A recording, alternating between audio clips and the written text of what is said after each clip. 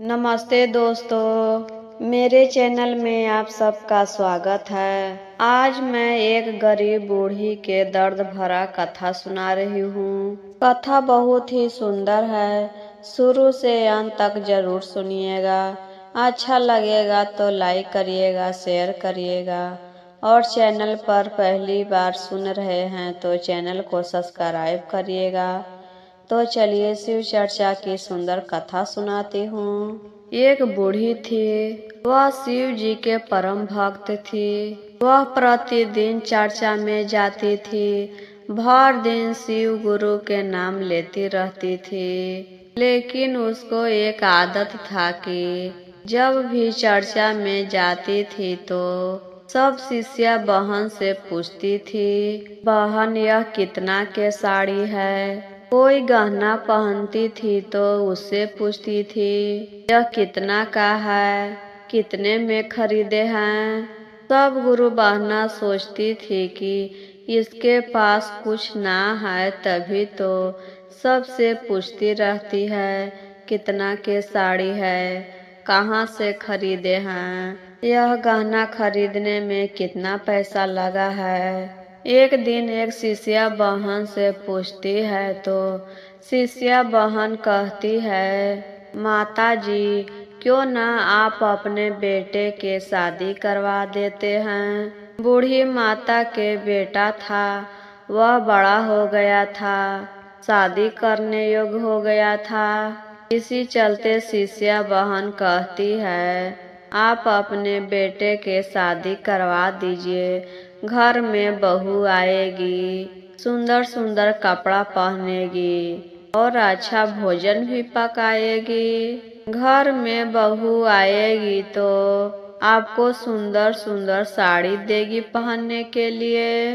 बूढ़ी माता के यह बात अच्छा लगा और उसके घर पर शादी करने के लिए अगुआ हित भी आने लगे। ऐसे ही कई हित आए तो एक जगह लड़की पसंद आ जाती है गुरु बहना और अपने बेटे के लिए शादी तय कर देते हैं बूढ़ी माता।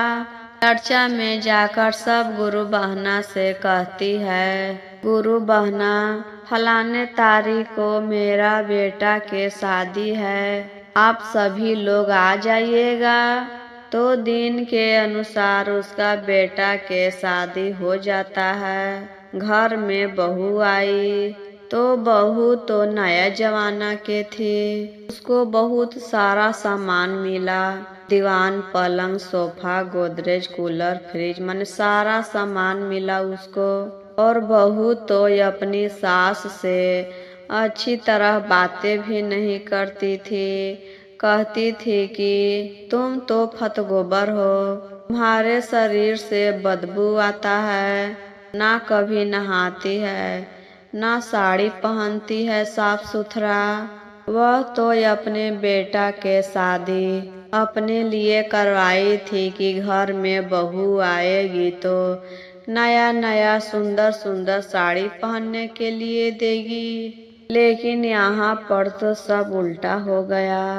बहू के जो दीवान पलंग मिला था, सास जाकर बैठती थी तो तुरंत उठा देती थी, ये बुढ़िया तुम्हारे शरीर से गंदा लग जाएगा, तुम्हारा शरीर तो पहले से महक रहा है और सारा बिस्तर खराब हो जाएगा। तुरंत वहां से उठा कर भगा देती थी। यह बात जाकर चर्चा में सब गुरु बहना से कहती है, बहन आप लोग तो बोले थे कि बेटा के शादी कर दीजिए, घर में बहू आएगी तो आपका मनोकामना सब पूरा हो जाएगा। लेकिन मेरी बहू तो ढंग से बातें भी नहीं करती है, ना ही अपने बिस्तर पर बैठने देती है, तो मेरा शौक कैसे पूरा होगा। तब एक गुरु बहना कहती है, मेरी एक बात सुनिए, आप घर पर जाकर चुपचाप सो जाइएगा और जब भी बेटा पूछने आएगा तो आप अपना सांस रोक दीजिएगा।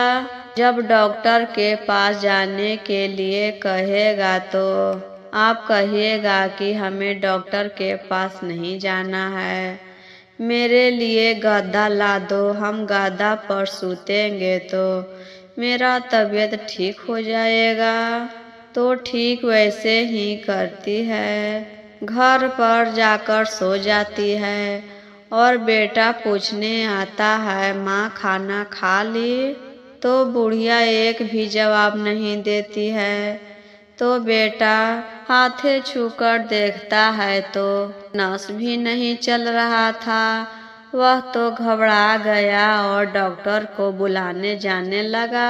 तब माँ कहती है, बेटा डॉक्टर को नहीं बुलाओ, हम ऐसे ही ठीक हो जाएंगे। सुई दवा करने के लिए डॉक्टर के पैसा देगा तो उसी पैसा से मेरे लिए एक गद्दा खरीद दो तो मेरा तबीयत ठीक हो जाएगा।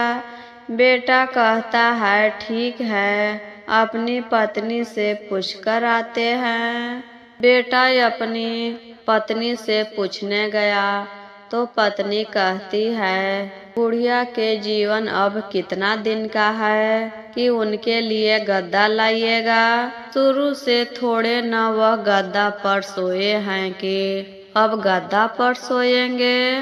पत्नी के मना करने पर वह नहीं लाता है। तो फिर बुढ़िया माता चर्चा में जाकर कहती है, बहन बेटा तो गद्दा लाने के लिए तैयार था, लेकिन बहू मना कर दी तो नहीं लाया। तब शिष्या बहन कहती है कि इस बार सांस रोक लीजिएगा और जब बेटा उठाए तभी नहीं उठिएगा, तब गद्दा अपने आप बेटा लाकर दे देगा। तो बुढ़िया घर पर जाकर वैसे ही करती है, सो जाती है। बहू खाना बनाकर खाने के लिए कहने आती है, ए बुढ़िया चल खाना खा लो। तो कोई जवाब नहीं देती है। हिला डुला कर देखती है तभी भी नहीं बोलती है। तो अपने पति से जाकर कहती है। पति आकर माँ को उठाता है तो माँ नहीं उठती है। तब दोनों रोने लगते हैं। रोने के आवाज सुनकर गांव घर के लोग आते हैं कि बूढ़ी माता अब मर चुकी। तब बेटा कहता है, मेरी माँ हमसे गद्दा मांगी थी और हम गद्दा नहीं दिए, जा रहे हैं हम अपनी माँ के लिए गद्दा लाने। बाजार जाता है और गद्दा लेकर आता है, उसी पर माँ को सुला देता है और अर्थी तैयार करके चारों तरफ से आदमी मिलकर शमशान ले जाने लगते हैं। तब सब लोग बोलते हैं, राम नाम सत्य है। तो पीछे से बुढ़िया बोलती है, गद्दा बड़ी मस्त है। फिर सब बोलते हैं, राम नाम सत्य है। तो बुढ़िया बोलती है, गद्दा बड़ी मस्त है। ऐसे ही कई बार बोलती है। तो एक आदमी कहता है, यह कहाँ से आवाज आ रहा है कि गद्दा बड़ी मस्त है। तब सब नीचे रखकर देखते हैं तो बुढ़िया माई कहने लगती है कि हम तो जिंदा थे, गद्दा लाने के लिए ऐसा कर रहे थे। हमको गद्दा पर सोने का बहुत मन करता था और मेरी बहू अपनी गद्दा पर नहीं सोने देती थी, इसीलिए हमको ऐसा नाटक करने पड़ा। तब सब लोग वहाँ से लौटकर घर चले आते हैं। अभी से जो माँ कहती थी बेटा सब कर देता था कि नहीं करेंगे तो फिर से कुछ न कुछ नाटक कर लेगी। और उसी दिन से बुढ़िया के हर इच्छा पूरा हो जाता था। तो एक बार प्रेम से बोलिए, हर हर महादेव।